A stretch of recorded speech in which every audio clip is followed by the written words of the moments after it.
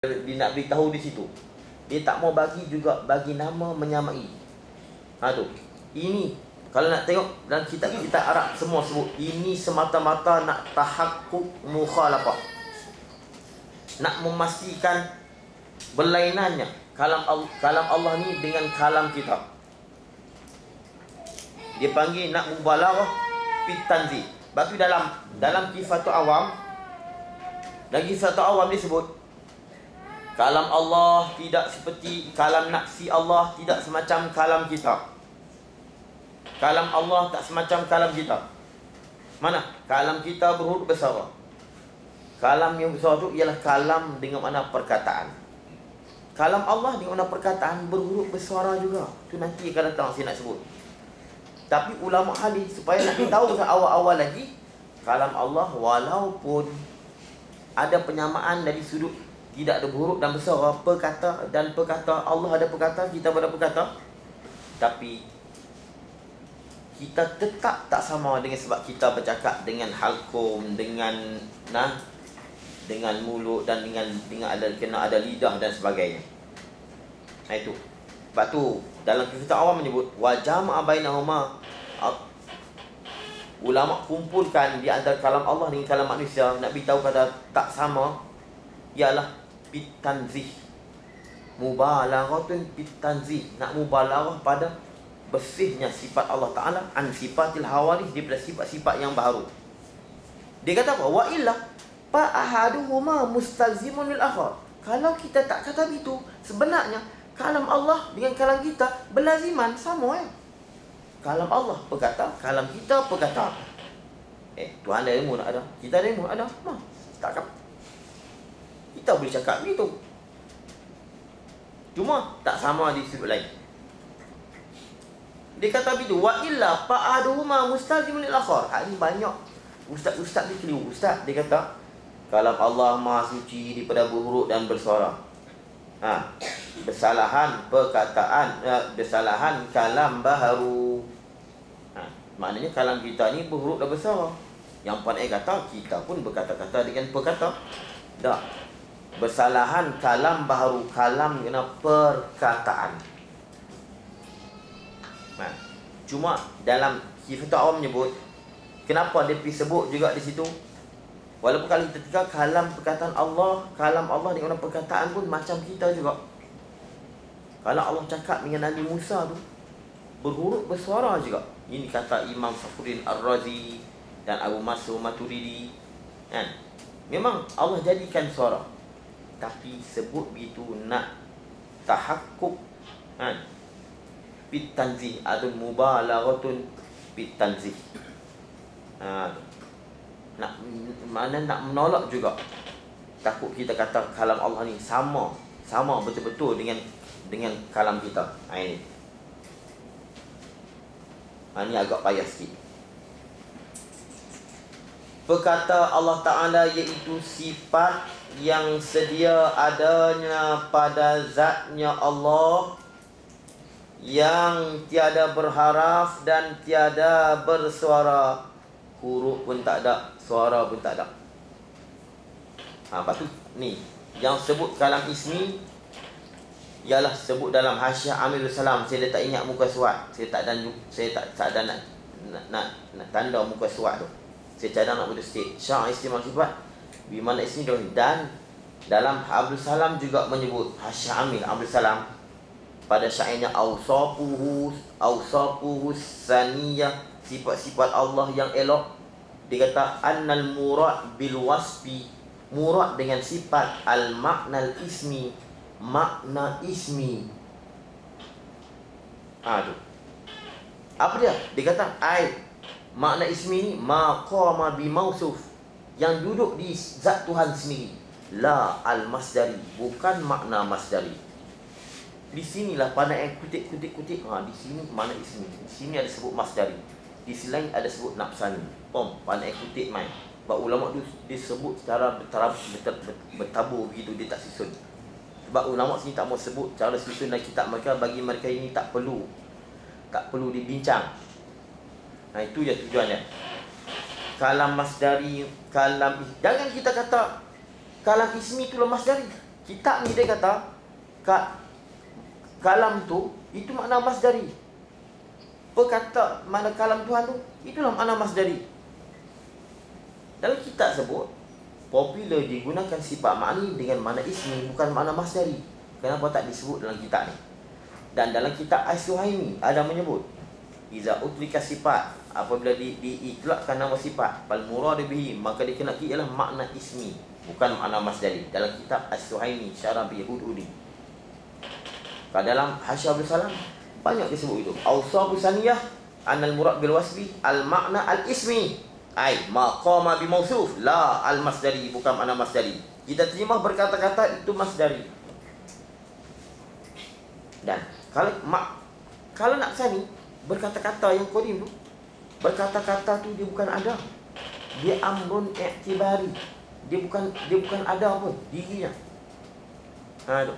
Sedangkan makna ni sifat yang ada. Allah jadi payah nak macam mana. Tapi lepas ni senang lagi. Lepas kalam senang. Dia habis cepat lagi.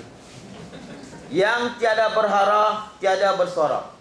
Ikut pada dia kata, aku tulis tiada berhuruf, tiada bersuara. Aku ikut cara kitab dulu tulis.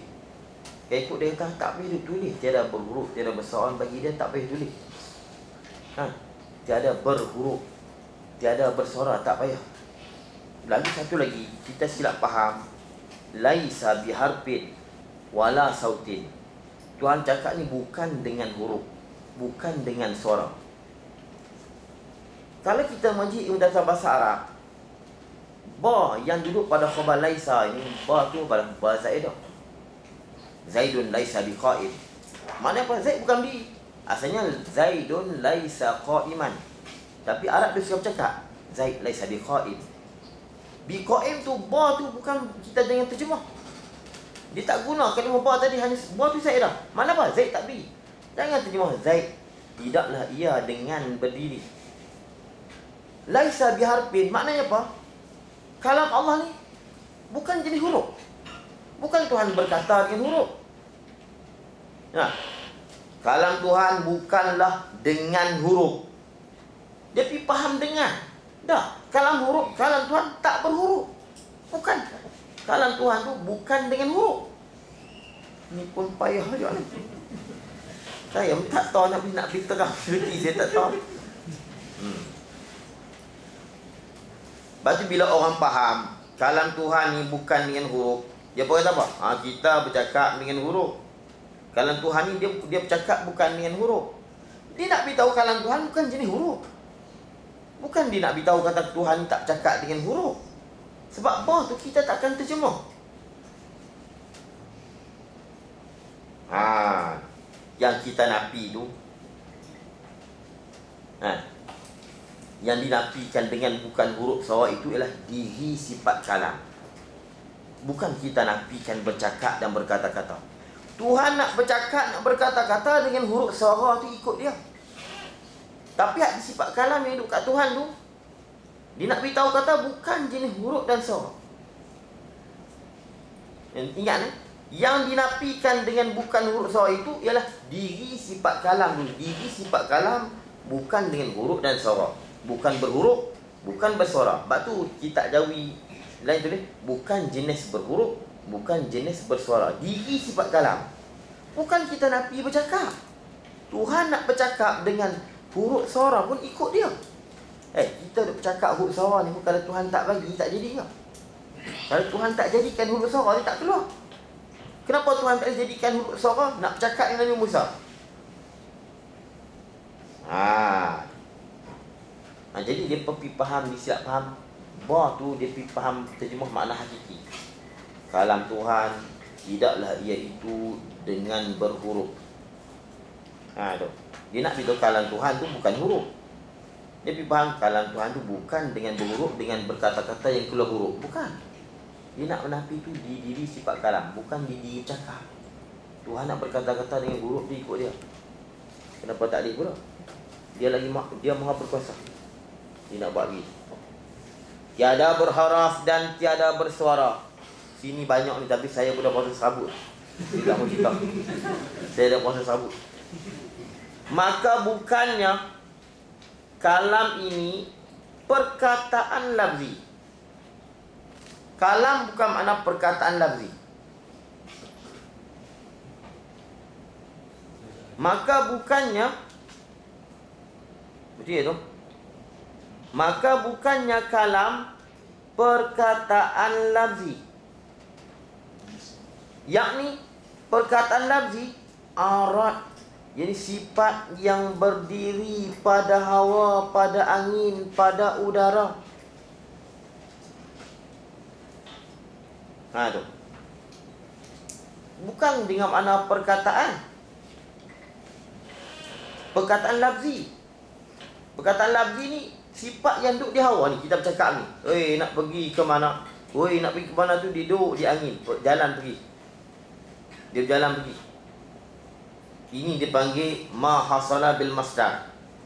Yang hasil daripada berkata-kata itu, keluarlah perkataan. Saat ni saya nak sebut saja satu lagi. Biar ambil dulu. Perkataan lafzi, yakni arat yang berdiri pada hawa, pada angin, pada udara. Saya dah cerita dah macam mana angin bawa pergi kan. Dia tak kekal zaman, dia ikut angin. Lepas tu hoi hilang. Mula-mula hoi tu di hujung dia kumpulan, lepas tu dia hilang begitu. Dan bukan pula daripada perkataan nafsi. Hak ni perkataan nafsi ni yang Syekh dia ni duk keliru.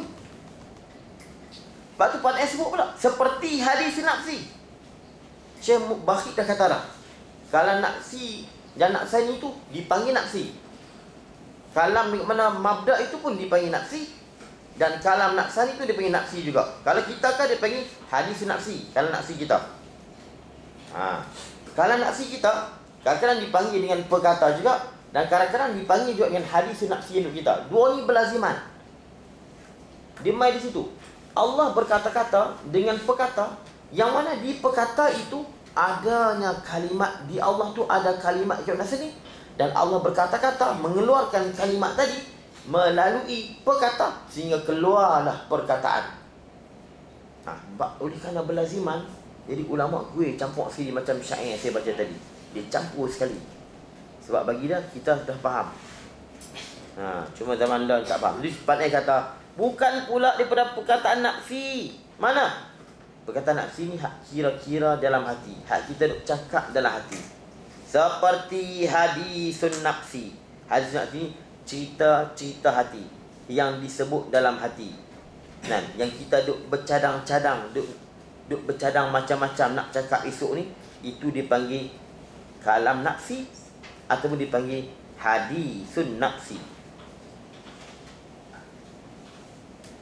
Tu. Ataupun dipanggil kalimatun mukhayyalah.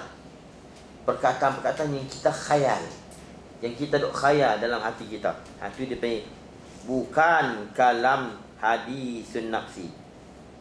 Kerana apa? Pertama, kalau kalam dengan ada perkataan, perkataan tu duduk di angin. Nak pergi mana? Nak pergi mana bukan duduk dalam mulut saya. Dia keluar di hujung lidah, pergi keluar. Nak pergi mana? Kalau tak ada angin, nak cakap tak boleh. Angin tak bawa. Kemudian angin bawa tu dihilang, duduk di angin tu dihilang sak setiap saat. Dihilang cak. Dia al-arat la yabqa zaman yang sifat dia tak kekal dia masa, tak kekal dia zaman. Sesaat, 2 saat, 3 saat, 4 saat. Dia berubah saat, 2 saat, 3 saat. Lepas tu, nak pergi mana hilang. Hilang. Nak pergi mana habis. Kalau dia kekal, nak pergi mana, nak pergi mana, nak pergi mana, nak pergi mana, nak pergi mana. Dia akan berjalan. Nak pergi mana, nak pergi mana. Dia keluar pergi sana, pergi masuk. Nak pergi mana. Bukan seorang saja, seorang ni burung mari kacau habis. Tapi Allah buat hilang. Habis. Sebab tu, kalau yang duduk dekat saya, dia akan bunyi derah lagi. Yang duduk di hujung, kumpulan. Hilang. Dia jadi macam tu. Hilang. Macam bau. Kita masak. Kalau jiran sebelah kita yang masak tu, yang jiran sebelah tu paling wangi. Yang di hujung, dia tak wangi dah. Tak wangi sikit sebab bau wangi tu yang duduk di udara tu hilang. Dia hilang. Habis. Sampai kat rumah hujung tu. Habis. Rumah yang last sekali dah tak bau. Hilang. Habis. Dia habis tengah jalan. Macam mana masa kita sekarang duk habis. Ni duk habis siasaan. Tak. Dia habis. Dia sini. Oh, pukul 10. Tak. Sebelah. Tak. Cerah. Dia bukan tiba-tiba cerah. Proses cerah itu sekarang sedang berjalan setiap saat. Yang saya sebut saat yang jenis tak tu tak betul.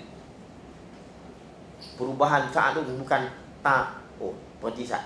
Tak, berhenti saat. Tak, bukan. Tak. Jam hati kini tu ada jalan. Tu yang betul. Orang putih dengar juga kata saya. Jam yang kecil jalan tu betul. Memang saat kita berubah macam tu, bukan ting. Masa ting. Oh, dia berhenti saat. Oh, jalan balik. Bukan. Cepat lagi pada tu. Cepat lagi. Seorang hilang tu. Woi, habis. Hilang. Dia habis. Takkan hak ni duduk kat Tuhan? Pandai nak beritahu kata, takkan hak ni yang duduk kat Tuhan? Kalam kata. Dan kalau kalam pada hadis nafsi, hak diri berkata-kata di dalam ni, itu amrun itibari. Dan itu juga kalau kita kata kalam nafsi saat ni Tuhan, yang dia sebut ni al-qaulul ladzi yajul insan. Hak perkataan itu. Maknanya Tuhan berkata-kata dengan berkata-kata yang kodim. Yang dikata berkata-kata yang kodim itu. Berkata-kata yang kodim itu, kalau kita hadis nafsi amrun i'tibari. Dia bukan ada benda. Cuma dia ada di dia. Dia ada di ilmu Allah. Apa yang dia nak cakap. Diri benda tu kalau scan kalau Allah buka hijab, tak dapat tengok. Ya Allah, kami nak tengok kalimat nafsani kamu. Kita tak boleh tengok. Yang kita boleh tengok perkata dia. Adapun berkata-kata yang kodim yang sedia dia ada tu, yang untuk diterima kata duk mencadang, duk bercadar tu, hak tu amrul itibari. Sedangkan sifat ma'ani ni apa dia? Sifat yang maujud. Amrul itibari lawan maujud, bukan ni. Ni tu nak faham situ. Nak beritahu kata payah kita nak faham kata-perkataan ulama dulu. Seperti hadis nafsi, kerana bahawasanya hadis nafsi daripada umurun i'tibariyah, daripada perkara-perkara yang i'tibari. Amrun i'tibari. Amrun i'tibari kita i'tibar bubuh nama. Dia bukan ada pun. Ni kita duk cakap tadi isu nak ceramah ni. Kalimat-kalimat tu adakah scan nampak kalimat-kalimat tu? Kalimat kita nak cakap isu nak ceramah Isra Mi'raj 2 jam. Kita set dah 2 jam tu apa kita nak cakap. Scan tak nampak tu. Dia apa? Amrun i'tibari. Kita iktibar saja. La mawjudatun fil kharij. Dia tidak ada di luar sama sekali. Dia tidak ada di luar sama sekali. Satu kita keliru. Mana? Lam yazal mutakaliman. Tuhan sentiasa berkata-kata. Sentiasa berkata-kata ni dalam sebut dalam Syarah Kubra. Imam Sanusi dalam Syarah Kubra. Maksud lam yazal mutakaliman, sentiasa Tuhan berkata-kata ni. Lam yazal muttasifan bisifatil kalam. Sentiasa Tuhan bersifat dengan sifat kalam. Bukan Tuhan sentiasa berkata-kata. Tapi ulama kata boleh juga kita kekal Tuhan sentiasa berkata-kata. Berkata-kata dengan makna kalimat naqsaniyah. Dia panggil takallum. Itu kena faham. Tapi dalam Syarah Kubra dia kata lam yazal li annahu lam yazal mutakaliman. Tuhan sentiasa berkata-kata. Lam yazal muttasifan, sentiasa Allah bersifat dengan sifat kalam, berkata. Maknanya Imam Sanusi menolak kata Tuhan duk berkata sedia. Tuhan duk berkata ni. Tuhan berkata-kata Tuhan selama-lamanya. Ustaz tak boleh berhenti. Tak boleh berhenti. Tapi berkata-kata tak berhenti, tidak ada awal, tidak ada akhir. Arab benar, Melayu benar. Benih nak buat. Ya. Faham paksa. Ya, faham. Buat macam mana? Ni sebenarnya kitab banyak. Kitab banyak ni saya nak baca kitab. Risalah Kesediaan bagi Sekilas Mukallaf karangan Tuan Guru Haji Abdullah bin Abdul Rahman Lubuk Tapah. Ni ayah pada Dr. Luqman. Ayah Dr. Luqman. Ni Tuan Guru Haji Rahman Lubuk Tapah. Dialah salah satunya wakil kitab yang memihak balik pendapat Bukan, kita ni bukan pendapat Panae. Pendapat ulama-ulama ahli makfu yang sakan-sakan. Orang Panae ni mempopularkan. Dia menyebut dalam kitab Jawi. Dia adalah orang yang berani sebut dalam kitab Jawi. Kitab-kitab Jawi ni tak boleh sebut. Tapi dalam kitab Arab memang bercambah. Ni semua ni Panae sebut ni semua dalam kitab. Tengok saya nak baca sikit. Kanan itu saya pahami lepas pada ni. Kalam ada 4. Ni ayat Dr. Luqman. Pertama, kalam nafsi. Ialah kalam sifat ma'ani, iaitu satu sifat sedia kala ada pada zat Allah, bukan daripada jenis huruf dan suara, bukan tebal, bukan nipis, panjang, pendek, dan bukan berbilang, hanya satu saja. Kalam nafsi inilah diterjemah dengan bahasa Melayu perkata atau penutur, dan dinamakan dia juga kalam ismi. Panjang lagi disebut ni dengan dalil-dalil. Baik. Yang kedua, kalam nafsani. Kalau nak dalil, ustaz mana kalam nafsani, saya ada. Tak payah cari, dalam ni ada. Lepas tu saya kata, saya terima kasih kat dia. Dalam ni, saya tak pernah jumpa. Oi, ada. Dia kata apa? Sukun nafsani. Sukun nafsani mana diam nafsani. Bila sukun nafsani ada, mana kalam nafsani ada. Baik, kalam nafsani, iaitu makna bagi kalam nafsi. Dia makna bagi kalam nafsi. Kalam nafsi sifat makni dengan mana ismi tadi, perkata. Dan yang kedua ini qadim, bukan daripada jenis huruf dan suara juga, tetapi banyak. Tidak satu, banyak. Nafsani ini banyak. Dia panggil kalimatun nafsaniyatun. Maka yang kedua inilah yang dikehendaki dengan kalimat Allah. Pada firman Allah, mana pidat kalimatullah, tak akan habis kalimat Allah ni kalau nak tulis. Dan kalam ini diterjemah dengan bahasa Melayu berkata-kata juga. Terjemah berkata-kata juga. Seperti berkata-kata Allah selama-lamanya. Nah, lam yazal mutakaliman. Menghendaki. Maknanya Allah mentadbir pada dirinya akan perkataan suruh dan tegah. Dia tadbir. Ni yang untuk diterima. Cadang. Tuhan mencadang siap. Cadang mana doa ada siap dah. Dia nak cakap tu. Yudabbirul amra minas sama ilal ard. Ni, tu wajibullah sebut. Ketiga, kalam masdari, iaitu ibarat daripada takluk kalam nafsi sifat makni. Tu kalam ismi lah. Takluk ni makna kerja. Perkata, apa kerjanya? Berkata-kata. Ini kalam masdari. Maka dikehendaki dengan takluk kalam nafsi itu ialah menunjuk dan memberitahu dengan kalam nafsi itu akan apa pekerjaan yang Allah hendak memberitahu. Macam mana sebut dalam kitab ni. Diri berkata-kata Tuhan. Tuhan mengeluarkan suara. Mengeluarkan suara itu, itu dipanggil kalam masdari. Ini disebut macam mana pandai nak sebut nanti. Ya. Macam kalam tu tak ada buruk, tak ada.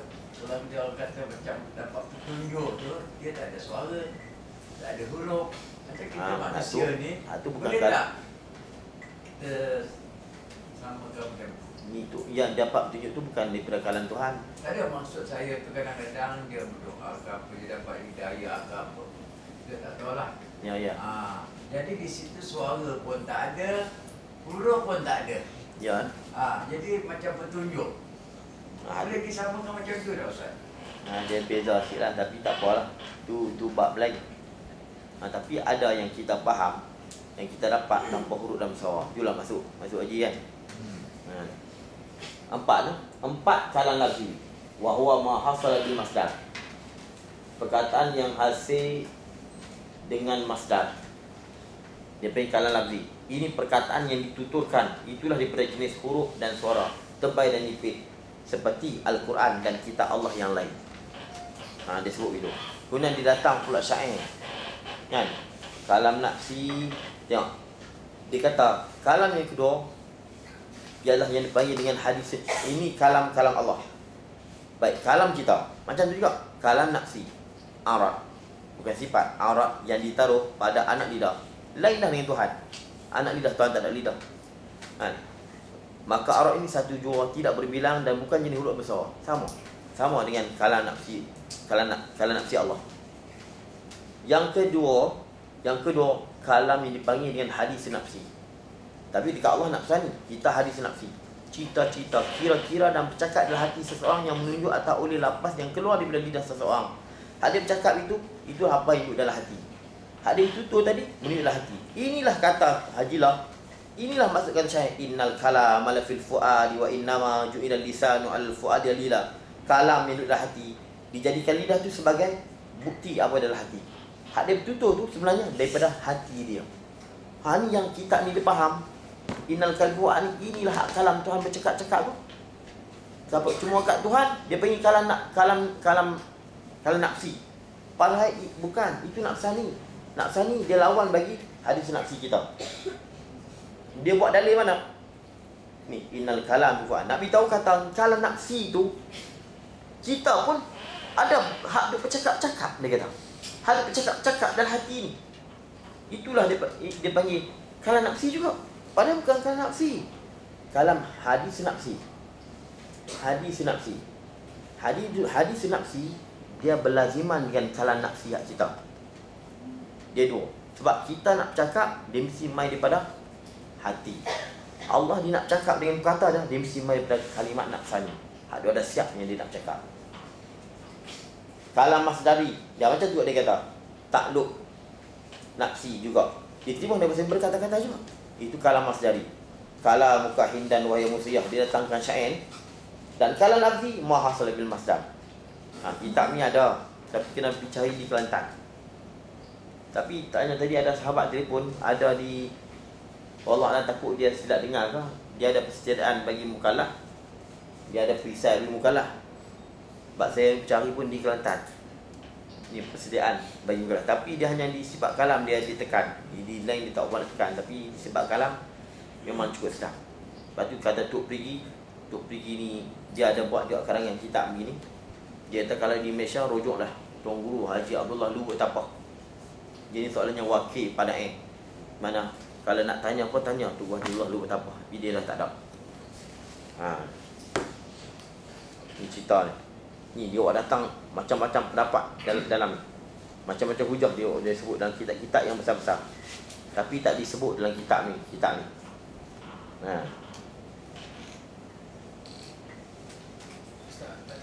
Ya. Macam ayat Quran yang apa tu kun fayakun tu macam mana nak kita faham Ustaz? Kun fayakun tu dia cakap kinayah dia panggil. Mana bukan sebenarnya Tuhan kata kun. Saya sebut banyak kali dah tu, bukan mana Tuhan kata kun. Baik, kalau kita tahu Tuhan kata kun pun, kalau ikut pendapat ni, maknanya Tuhan jadikan lapas kun. Tapi sebenarnya bukan ulama kata Allah mencipta ni, maksud Allah cipta dengan kun ni, bukan Allah sebut kun. Nak beritahu kata betapa pantasnya ciptaan Allah. Sak tu Allah umpamakan dengan kun. Kita sak. Dia buat cepat tu dia punya kun. Itu saja. Tapi sebab tu saya nak sebut, Allah ni dia nak kata-kata dia kata, dia tak mau kata sudah. Dia berhenti. Saya buat dia apa? Innama amru iza arada ayyakul kun. Urusan Allah kalau dia nak, dia akan kata kun. Kalau dia tak nak, dia kata nak. Allah kalau dia nak sesuatu, dia akan kata kun. Kalau dia tak nak, dia tak katalah. Tu Kiai Tisnai yang memantik. Tu. Wa illam yurid lam yakul. Kalau dia tak mau, dia tak nak menjadikan sesuatu, dia tak akan kata kun. Ini kita cakap zahir, bukan maksud kun tu. Allah kata mana? Innama amru. Lepas tu Allah suruh wa iz qala. Izni izara. Pada waktu dia kata. Waktu. Ada waktu. Tuhan nak cakap ni dia ada waktu-waktu dia. Sampai waktu dia nak cakap dia sebut. Bukan Tuhan dalam waktu. Bagi kita itu waktu. Ini pun nanti ni. Bukan di sini lagi. Saya tak tahu nak sumpah kat mana. Tapi dalam bab kalam. Saya nak sebut saya satu hujah dah. Tapi cukup dengan ada kitab ni. Tapi ada kitab Tok Diskam. Kan Mabahsu Ilmu Kalam. Yang mana dia petik tu hak perkataan hak dia nampak menyalahi saja. Hak Tok Diskam buat keluar kitab hujah-hujah kitab besar dia tak sebut dalam ni. Ni ada kitab Tok Diskam. Ni ada saya bawa Mabahsu Ilmu Kalam. Yang disebut Tok Diskam ni. Allah susah. Itu. Bukan seperti hadis nafsi. Kerana bahawasanya hadis nafsi daripada umurun i'tibariyatun, amrun i'tibari. Amrun i'tibari. Jadi jangan tanya dah soalan mana ustaz kalam ismi. Kalam ismi saya sebut dah. Dalam Abdul Salam ada 3-4 tempat dan dalam Suhami ada menyebut kalam ismi. Kalau disebut ismi ni apa ustaz kalam nafsi sa ismi? Dah, sebab apa? Kalam ismi dia kena pada sifat-sifat makna yang lain. Sebab apa? Kalam nafsi ni khusus bagi nama kalam. Itu kalam nafsi. Dan dipanggil kalam ismi. Cuma kalam nafsi dengan mana ismi tu kadang ulama sebut kalam nafsi al-azali, kalam nafsi al-qadim, kalam nafsi al-hakiki. Kalau ulama nak sebut kalam tu yang betul. Tapi kadang-kadang ulama itlaq dia sebut kalam nafsi.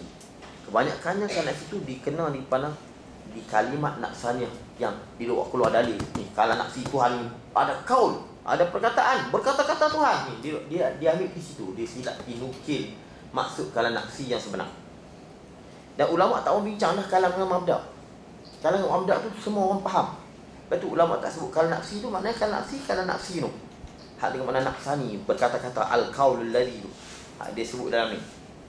Sebab perkata cukup. Habis dah selesai nak bincang pun. Hak berkata-kata tu. Di situ yang ulama dia bahas. Yang disebut kalam nafsi juga. Yang kita jadi terkeliru, dia jadi terkeliru dengan kalam nafsi yang dengan makna ismi. Yang kita jadi masalah ni kita sedih. Anak-anak murid dia pun mengecam pada dalam Facebook, dalam internet, kecam pula tutup buku yang sealiran tu ni. Kita pun kena kecam juga. Kena kecam juga. Dikecam habis. Padahal mereka sendiri pun tak faham. Jadi anak murid kita duk kecam-kecam, kita mati, kita pun duk dapatlah saham tu. Ni yang kita takut, saya takut dengan ni. Kita kena berhati-hati. Tak ada ulama mengarang sebut begini. Ni membongkarkan kesilapan pandau ni Pak Dae Mekah, Tok Di Sekam, Syekh Abdul Qadir Mandili dan lain-lain termasuk aku. Dan lain-lain. Sampai kiamat kita tak cerita. Tapi lah ni bila tanya dia tak bagi cerita lah. Kenapa kita takut?